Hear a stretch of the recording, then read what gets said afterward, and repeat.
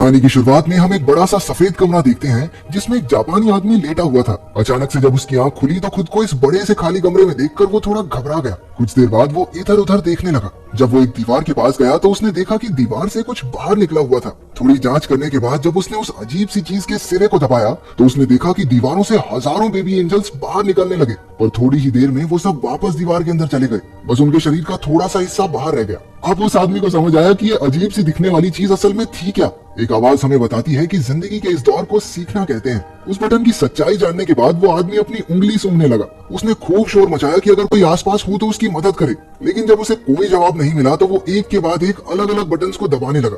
हर एक बटन से नई नई चीजें कमरे में गिरने लगती। कभी टूथब्रश निकल आता तो कभी एक बड़ा सा गुलदस्ता। उसने हिसाब लगाया कि एक बटन को दबाने से एक पर्टिकुलर चीज ही बाहर आती थी। उसने अपनी इस थ्योरी को टेस्ट करने के लिए एक ही बटन को बार बार दबाकर चॉपस्टिक्स का ढेर लगा दिया, लेकिन अगले बटन को दबाते ही एक शॉपिंग कार्ट तेजी से निकला और जोर से उसके पैर पर लगा, जिसकी वजह से वो दर्द में चिल्लाने लगा। जब उसने अगले बटन को दबाया तो वो ट्रांसफॉर्म होकर एक बच्चे के पिछवाड़े में बदल जाता है, जिसने उसके मुंह पे पात दिया। इसके बाद उसने अलग अलग बटनों को दबा दबा कर ढेर सारी चीजें इकट्ठा कर ली। जब वो एक बॉल से खेल रहा था तो वो जाकर एक बटन पर लगी, जिससे सुशी नाम की एक लजीज जापानी डिश बाहर आई। वो खुश था क्योंकि उसे वाकई में बहुत भूख लगी थी। वो सोच रहा था कि सुशी के साथ साथ सोया सॉस भी मिल जाए तो मजा आ जाएगा, पर उसके बार बार बटन दबाने के बाद भी हर बार सिर्फ सुशी ही निकलती। तो वो चुपचाप जो मिला है खाने लगा। खाना खत्म हो जाने के बाद जब उसने और मंगवाने के लिए फिर से बटन दबाया तो अब की बार सोया सॉस की एक बोतल उसके सामने आ गई।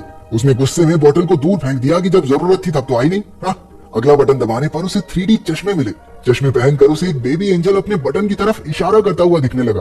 ये देखकर वो बहुत खुश हो गया क्योंकि उसे लगा कि मैंने तो कमरे का रहस्य सुलझा लिया है। लेकिन बटन दबाने पर एक काउंटडाउन शुरू हो गया, जिसके आखिर में दीवार से एक बहुत बड़ा पिछवाड़ा बाहर आया और उसने उसके मुंह पे पात दिया। थोड़े और बटन्स दबाने के बाद उसे एक किताब मिली जो उसे काफी मजेदार लगी। कुछ घंटों में उसने उसके 5 पार्ट पढ़ डाले, लेकिन जब उसने छठी किताब पढ़ने के लिए बटन दबाया तो 7वीं किताब बाहर आई।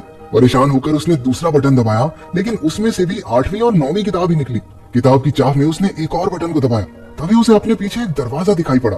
वो उसे देखकर बड़ा खुश हुआ कि आखिरकार अब वो बाहर निकल सकता है, लेकिन अपनी इसी एक्साइटमेंट में वो यही भूल गया कि आखिर वो बटन था कौन सा।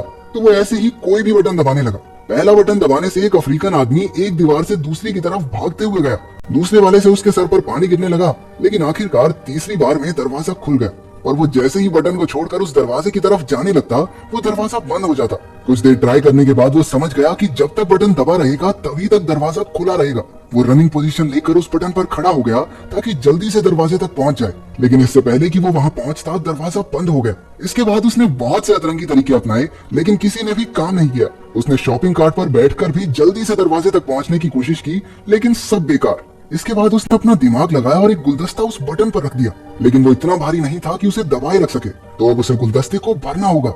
उसने पानी वाला बटन दबाकर उसमें पानी डालने की कोशिश की, लेकिन पानी उसके शरीर के अलावा कहीं गिरता ही नहीं था। फिर उसने दिमाग लड़ाकर गुलदस्ते को सुशी से भर दिया। वो बड़ी मुश्किल से उसे वहां लेकर गया, लेकिन उसने गलती से वो गुलदस्ता एक दूसरे बटन पर रख दिया, जिसके बाद वो अफ्रीकन आदमी भागता हुआ आया और उससे टकराने की वजह से गुलदस्ता भी टूट गया। वो गुस्से और फ्रस्ट्रेशन में चिल्लाने लगा। उसने कुछ और छोटे मोटे पैंतरे लगाए, लेकिन दरवाजा हर बार उसके पहुंचने से पहले ही बंद हो जाता। फिर गलती से एक बटन दबाने पर एक रस्सी नीचे आई।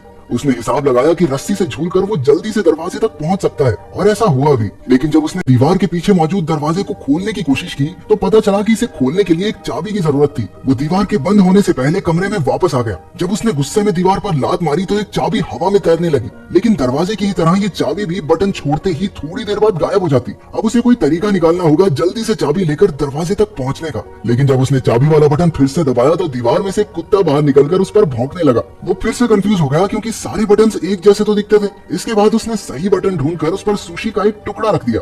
एक दो बार फेल होने के बाद आखिरकार वो चाबी लेकर दरवाजे तक पहुंच ही गया, लेकिन अभी मुसीबत खत्म नहीं हुई थी। दरवाजे के ऊपर की तरफ एक नंबर वाला लॉक भी था। वो जल्दी से कमरे की तरफ गया, लेकिन बाहर निकलते हुए फिर से दीवार जोर से उसके पिछवाड़े पर लगी। उसने फ्रस्ट्रेशन में प्लंजर दूसरी तरफ फेंका और उसके एक बटन पर लगने से वो अफ्रीकन आदमी फिर से बाहर आया। लेकिन अब की बार उसने नोटिस किया कि उस अफ्रीकन आदमी के सर पर 3 नंबर लिखे हुए थे, और शायद उसी नंबर से वो ताला खुलेगा। क्योंकि दीवार बार बार बंद हो जाती थी तो उसने 3 बार में वो ताला भी खोल दिया। दरवाजा थोड़ा जाम सा लग रहा था तो उसे थोड़ी एक्स्ट्रा जान लगानी पड़ी, और इतने में दीवार भी वापस नीचे चली गई। वहाँ पर इतनी जगह थी ही नहीं कि वो दरवाजे को पूरा खोल सके। वो हताश हो गया और वहीं बैठकर रोने लगा। उसे कमरे के अंदर का समय याद आ रहा था। उसे एहसास हुआ कि कमरे में उसके पास कितना कुछ था। हाँ, वो बाहर नहीं जा सकता था, लेकिन जो चीजें उसके पास थी उसने समय रहते उनकी कदर नहीं की।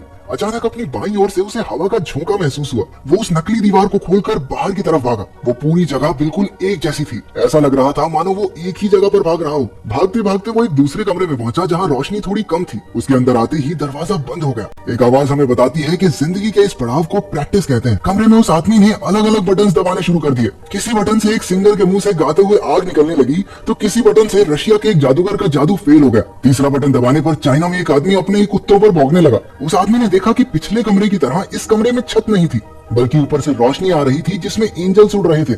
इस बार उसके दिमाग में बहुत अलग चीज आई।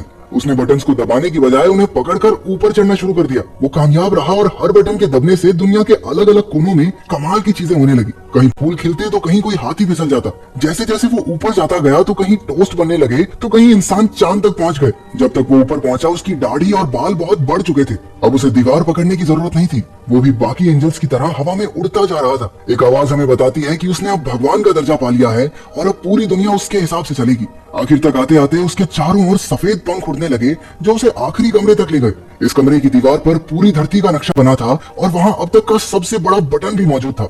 वो उसे दबाने के लिए आगे बढ़ा और स्क्रीन काली हो गई।